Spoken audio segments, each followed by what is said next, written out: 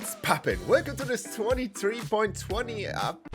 It's not really the update. We got basically everything that we got in the update, but the update is not live. So I can give you an update video without actually having the update. I'm not 100% sure why we do not get the update today, but apparently we're gonna get it tomorrow because today is some kind of holiday or something. Because we basically technically already have the patch notes for tomorrow, and there's some really cool stuff in there. So with that being said, let's jump right into it. Alright, so the first one on the list is one that is probably a little bit overdue, but the reboot van is hopefully coming in tomorrow's update. Usually the stuff comes with the update if it's on the documentary site. They rarely ever take it down or do not publish the stuff that is on here. It looks like a pretty simple device. It doesn't really look too special, just a van that reboots the players after they get eliminated. You can sort of reboot them. You can technically build the stuff all yourself by now. So the device options also look very basic. We have enable, disable, that is basically every device. We have activating on team classes, which is obviously kind of necessary. Then we have the channel binding system. Hopefully we get some big bug fixes with this system because it's actually pretty cool, but it's a little bit too bugged right now. Then we have enable, disable on channels. We have when charged, transmit on, and when rebooted, so you can actually have channels transmit when you reboot or recharge something. And that wraps it up. This other stuff is just for the event system, so it's basically the same as the transmit thing, but for the event system. So we have basically only like receiving options for enable, disable, and when someone is rebooting someone. It seems like you can actually not change the style of the reboot van. So this one is, I'm not sure which season this one is from, but obviously there's multiple different versions of the reboot van. So it seems like we cannot change that. Hopefully we get that in the future with a little bit more options or like different custom styles. But the first thing we're gonna get tomorrow is the reboot van.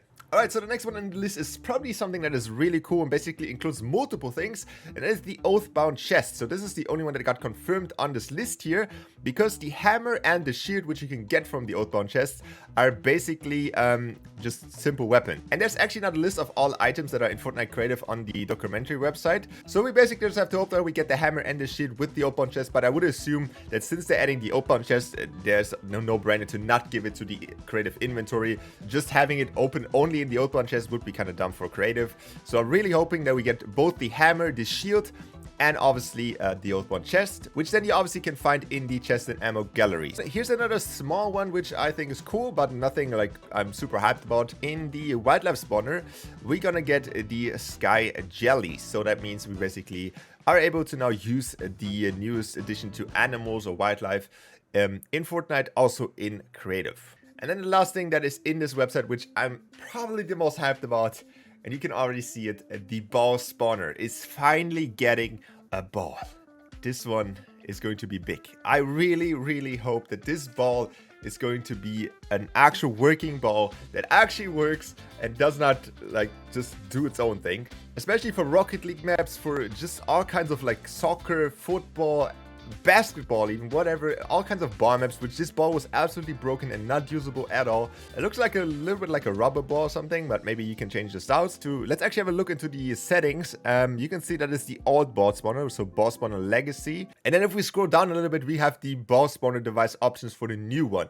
And we can already see we have the ball type generic ball, which I assume is the like little rubber ball. And then we have a beach ball as well. We have base visibility on off. Okay, that's cool. We can actually change the base. That is nothing crazy, which I think we couldn't actually do with the old ball. We have ball size, so we can actually customize the ball on like a number. That is insane. Okay, maximum distance range is basically when the ball reaches a certain amount away from the spawner, it basically respawns. Oh my god! This really gives me hope for the ball. Oh my god. This has so much potential. I think this is even bigger than the oathbound chest or the respawn van. For those of you who are not aware, we didn't have a ball for the longest time, which worked. And we can finally have a working ball with all these changes. That is... oh my god. When a player touched and when ground touched, that is... these options are also insane as well. And I'm really excited now for the ball tomorrow. These are the 4 things, technically 6 things, which we potentially will get tomorrow in the update, if the update is tomorrow. So with that being said, thank you guys for watching, and I'll see you guys hopefully in tomorrow's update.